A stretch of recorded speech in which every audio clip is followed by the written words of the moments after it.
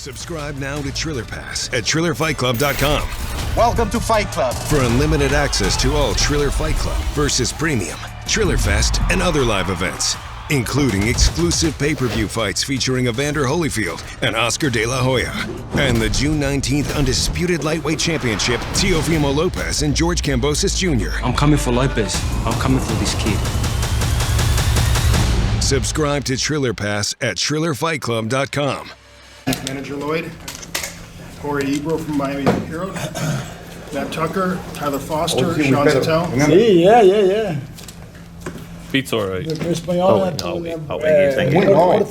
No, espectacular. Vitor, ¿sabes? Cuando hables con ellos después en inglés, te voy a dar dos cosas en portuñol, que es espectacular. Hablamos español también. You could maybe start. What have you been doing the last few years? So the last few years, it's been, like I said, I never retired. We just transitioned for the next phase. So when I literally walk away from the MMA and the UFC, it's like we're sitting down, me and my wife, my family, and say, what's next? And signed with Lloyd.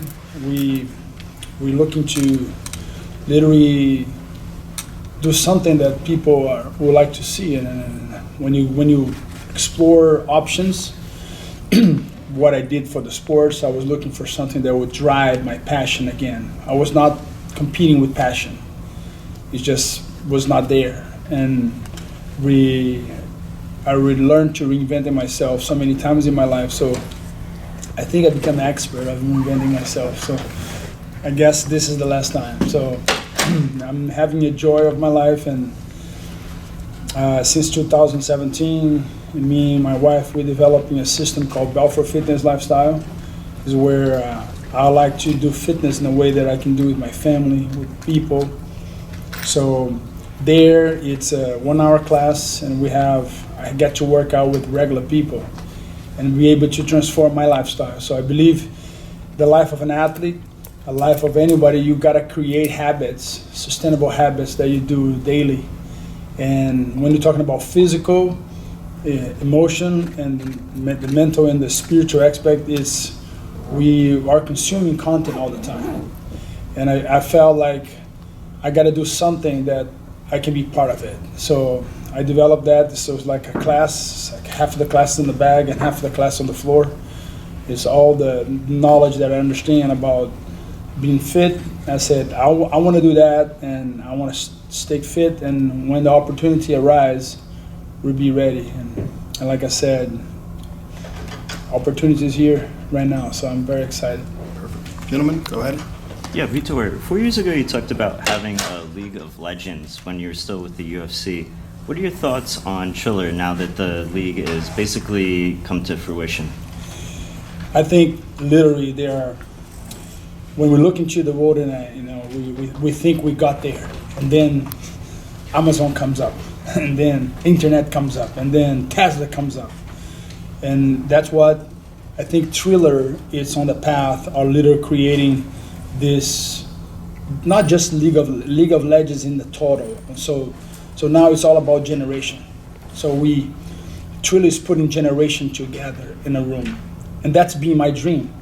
How can I do something and I can include in my kids, my grandkids? That's the dream of a grandfather. So Triller is creating a content that is pleasing the grandkid, the generation are together.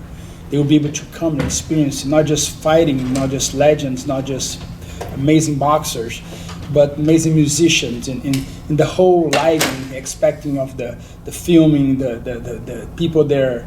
They are recognizable in their arena, so I think they are creating a phenomenal League of Legends. And I'm very excited to be part of it. Vitor, you're facing the real Tarzan.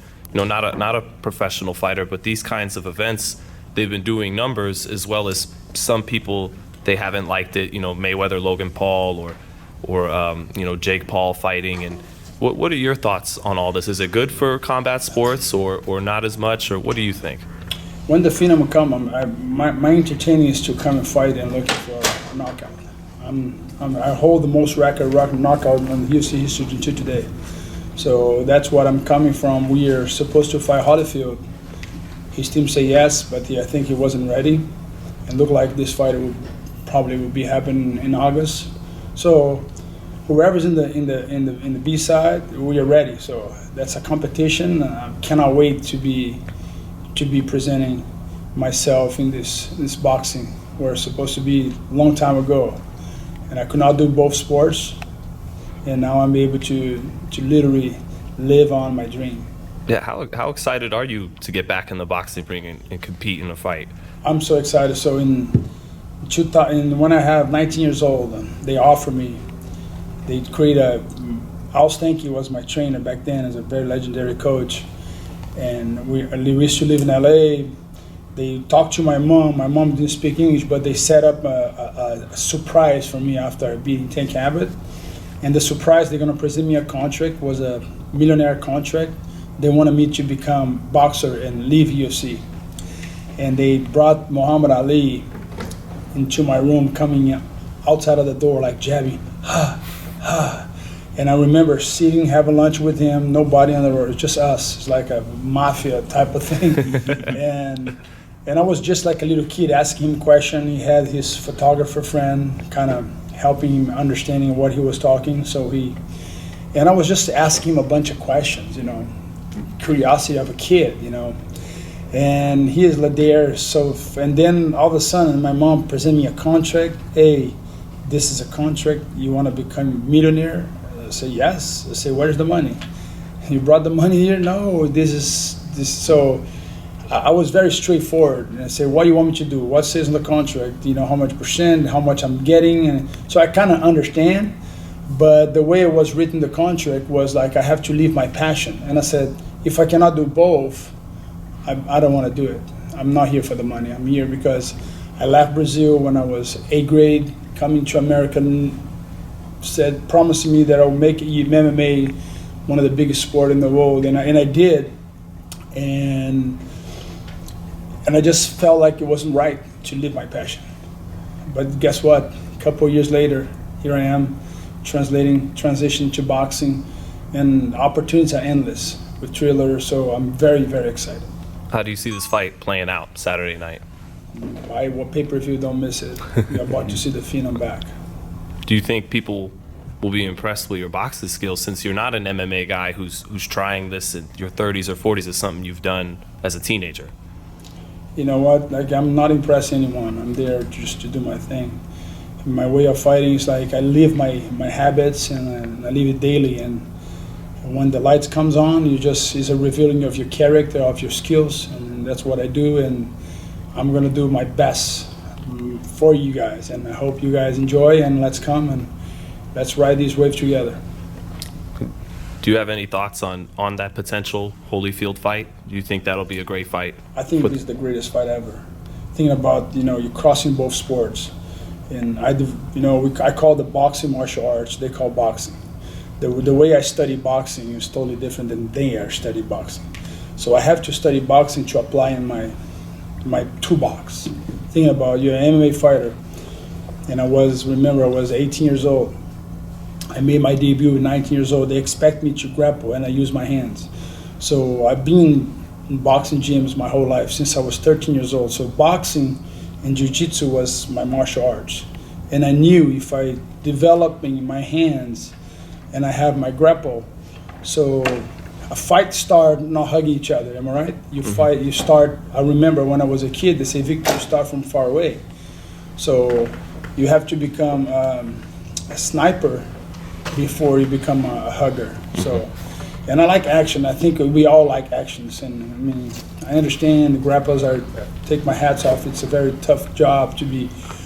But I always told my mom and my dad, I don't like to hug men. I want to hug one woman for the rest of my life, and she is my wife. And when I'm going to the fight, I go just to put people, put my skills out. And I think that's what people like, about the Phenom. Are there any boxers you appreciated following over these years while you were competing in MMA? I was of course, they call me the Tyson of MMA, the youngest champion ever, with knockout. I go and knock people out. So Tyson was kind of, but I always like the whole thing of boxing. The way they are treating as an athlete, the way they making the money, and the way they are proceeding their career. I remember when I was fighting Tank Abbott, the same year was Holyfield and Tyson. Both guys are making $30 million each, and I was making $50,000 if I win. And we'll be able to make that transition, this major sport. And I guess MMA now looks like it's bigger than boxing, but now Thriller's coming, putting this event now. Thriller is becoming, the new type of event, the new type of, like I said, putting generations. We're talking about generation. You have, teenagers watching the same. Before fight, no, you have to drop your kids. I'm going to see this fight. You cannot come. Right. And I know they're trying to break down to this, but this is more, they have the expert of the sport, but that is not too violent, but it's very dynamic, it's very understandable.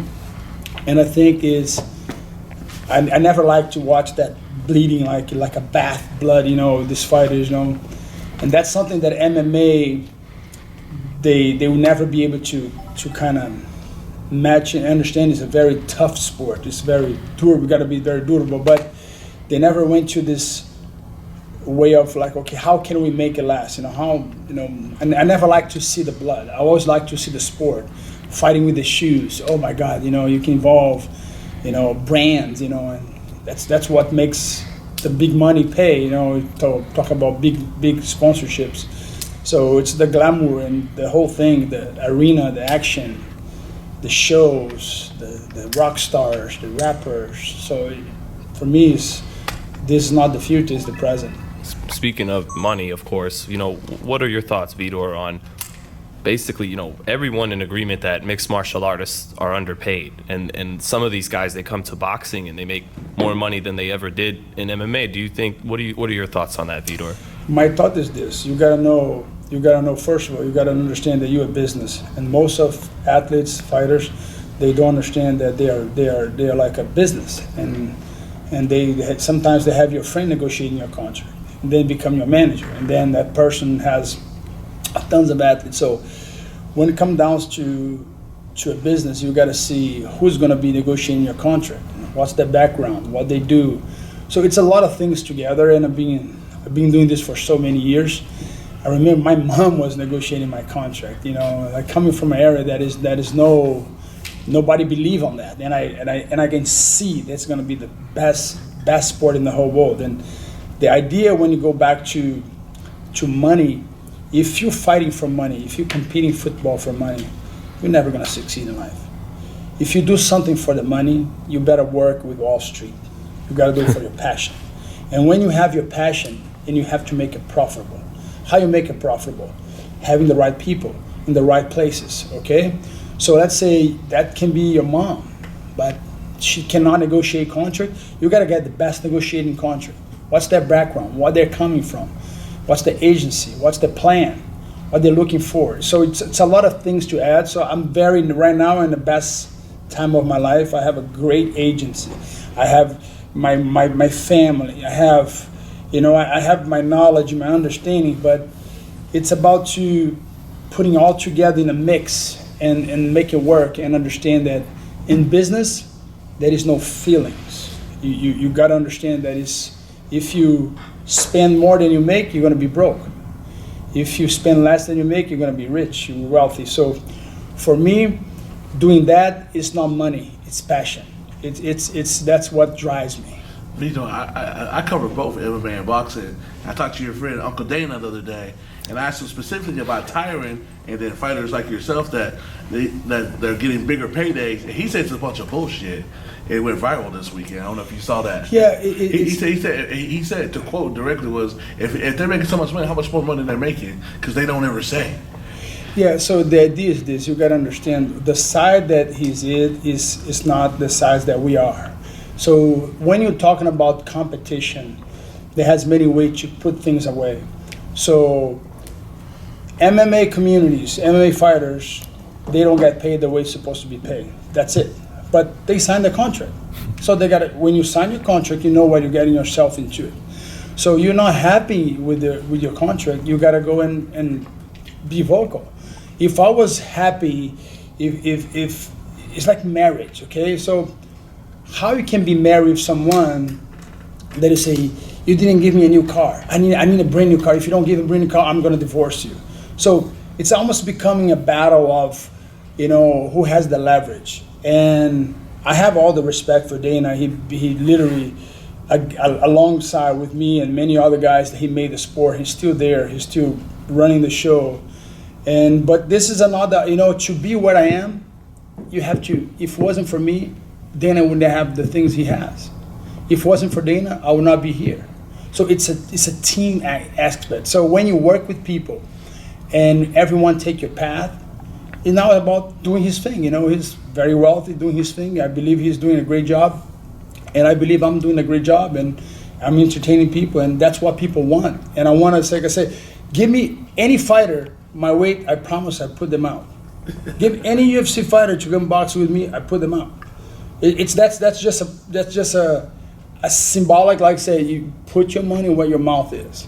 So I'm here doing my thing. Whoever's in the other corner, that's my opponent. Let's go. So I'm ready to fight the best guys. I thought you were in Vegas. Would you fight a Paul brother? Because that's where the money seemed to be at. I fight both guys at the same night. These guys, they cannot survive. I'm telling you, they've been the first time in the history, put two guys in the other corner. You got tired, put 8 rounds. They don't survive 8 rounds. I bet my whole money. After you beat Tarzan, we'll do the next thriller? The Holyfield. Vitor Belfort takes on 2 guys at the same time? That would be amazing. I'm in. Do you think they're good for what y'all doing? Because they did 1 million buys 2 weeks ago with Floyd, Tyron, and Jake training to do something like that, and they're bringing money that they ain't bringing in the UFC. Like Dana, I told Dana in Houston a month ago, because I talked to him frequently, and he's like, "Well, they're a bunch of bullshit. They doing bullshit fights, but they're doing making some real ass money." Whatever the phenomenon is not bullshit. It's real. You think I'm gonna punch easy? You think I'm gonna? You step on the other corner. You put my mom on the other corner. Mom, if you sign the contract with me, mom, that day, that night, you're not my mom. So thinking about, you gotta be professional. Okay, you're a professional. When you do something, and I'm making people buy, I entertain people my whole life. If it wasn't for me imagine you live in your country with 16 years old, coming to America, and become the rock star of MMA in the history of life. So imagine how hard it was for me. So it's about legacy. It's a lot of things, generation things to come. It's a lot of things to add. When you're talking about compensation, it's a totally different than generations. Compensation is something that you work for, and that's your value of market. But generation is what people are having their job because I was the guy there. Right now, they're fighting. When I was champion, they are in first grade. So it's pretty cool to see the generations arrive. And that's what sport is about. It's respecting generation. And I think we all have to respect people's jobs. And if you think it's a bullshit, don't buy it. If you think it's bullshit, don't buy it. But if you think it's valuable to you, buy it. And I think that's what Triller is doing. You have the options to purchase what you want. So don't buy it into, don't buy this because it's bullshit. Well, bullshit for you because you're not making any money. For me, it's not bullshit, it's real. Do you feel that you're a UFC Hall of Famer? I don't feel, no. You don't feel, you are. Well, how come I'm not? But I mean, like I said, it's all about politics. You ask me, when someone does his thing and they don't give him the title, does it make you one of the best doctors in the world? Just because you don't have a title, a degree. So the problem we're living, especially when I came here to America, I used to go to doctors and I see this, everyone has I have tons of degrees, diploma. Everybody has diploma. And my master, Carson Gray, said, Victor, this is all bullshit. You see this, they all buy this. And he didn't want to give this black belt to no one. So I remember, has doctors and they want to get black belt of Carson. No one's going to get my black belt. You got to go and compete. You got to go and fight.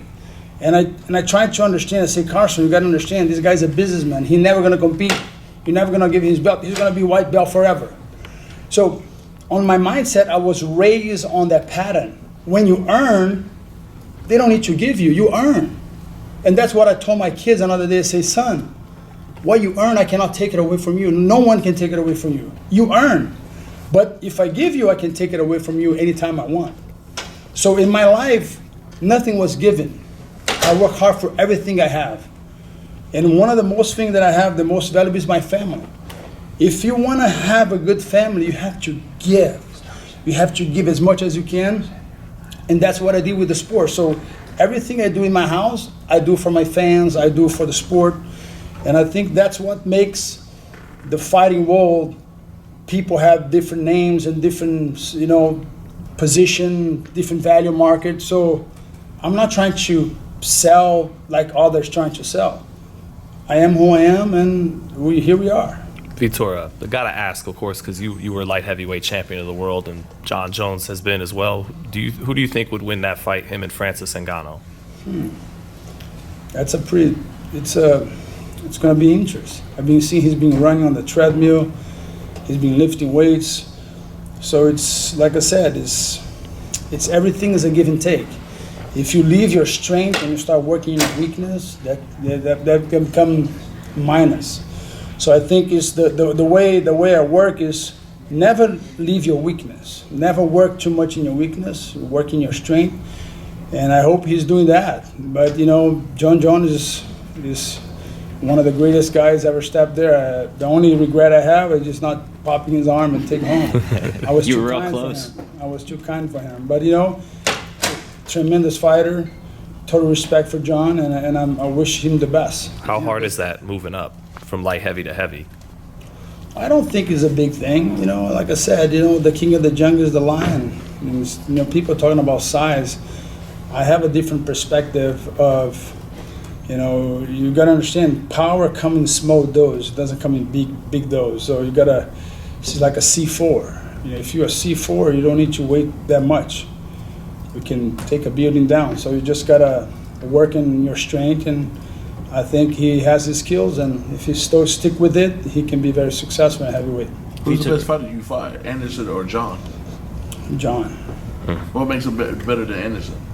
Because you fought Anderson in the middle of his prime. Yeah, he was lucky. Definitely lucky. Does that bother you? Not to be funny, No, to be like on the video cover on the wrong end? No. Hey, listen, I have more knockouts than being knocked, so it's part of the job. It's like you make you laugh. Like, my God, what I did that time. So you gotta laugh with the things happen in your life, your struggles, and digest and move on. There is no regret in fighting. You just regret what you could do and work yourself up. Anderson is fighting Chavez Jr. the same night that you're fighting. How do you see that fight playing out, and would you like to run it back under boxing rules? I repeat again. I didn't understand the last. So, Anderson is fighting Julio Cesar Chavez Jr. the same night that you're fighting. So don't buy pay-per-view, buy us. Right. First thing. How do you see that fight playing out, and would you like to rematch Anderson under boxing rules? Oh yeah, that would be a big fight. It'd be a huge fight. Oh yeah, I'm looking for a fight that drives me to do what I love to do. It's like I said, that's why I create BFL, because I love to train and make other people better. And that's amazing what Triller is doing right now. It's just creating generation events with impact and different types of. You like to see a rapper, you like to a rock star, you like this, but it's entertaining.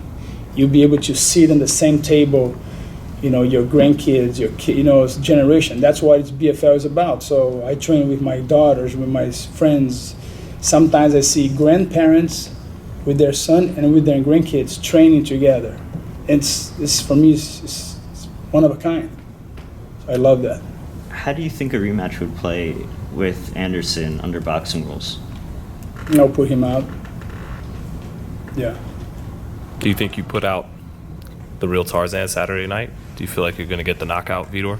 Oh yeah, 100%. That's what I do.